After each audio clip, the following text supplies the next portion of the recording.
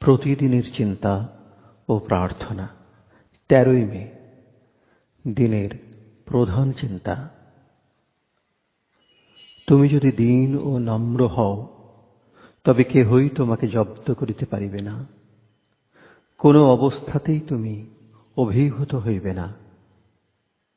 মুখস্থ করা যায়, কেন তুমি হও ভয়ে বিকম্পিত? তিনি যে নহেন এমন দেবতা, নিষ্ঠুর শাস্তিদাতা।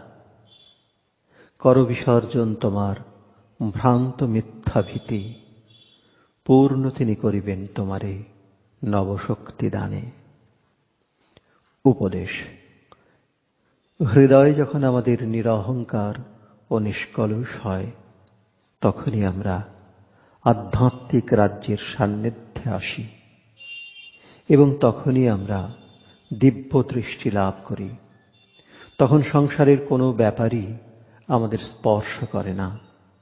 তখন আমরা সুখ দুঃখে, জয় পরাজয়ে উদাসীন হইয়া থাকি। সাধারণ লোক পরিবর্তনশীল অবস্থার সঙ্গে উত্থান পতন করে, সেজন্য অন্য লোকের ধারণার উপর নির্ভর করিয়া জীবনকে গঠন করে। আমরা যদি যথার্থ বিশ্রাম ও নিরাপত্তা লাভ করিতে চাই, তবে আমাদের নিজেকে বাহিরের জড়জগৎ হইতে বিচ্ছিন্ন করিয়া অন্তর্গভীরের নীরব আলয়ে প্রবেশ করিতে হইবে। প্রার্থনা।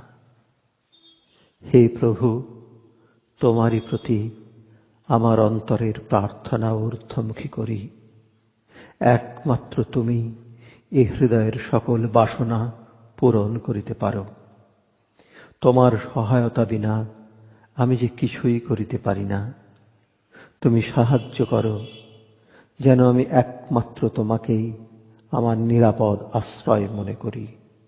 বিপদে বিভ্রাটে আমি যেন তোমারই দিকে ছুটিয়া যাই।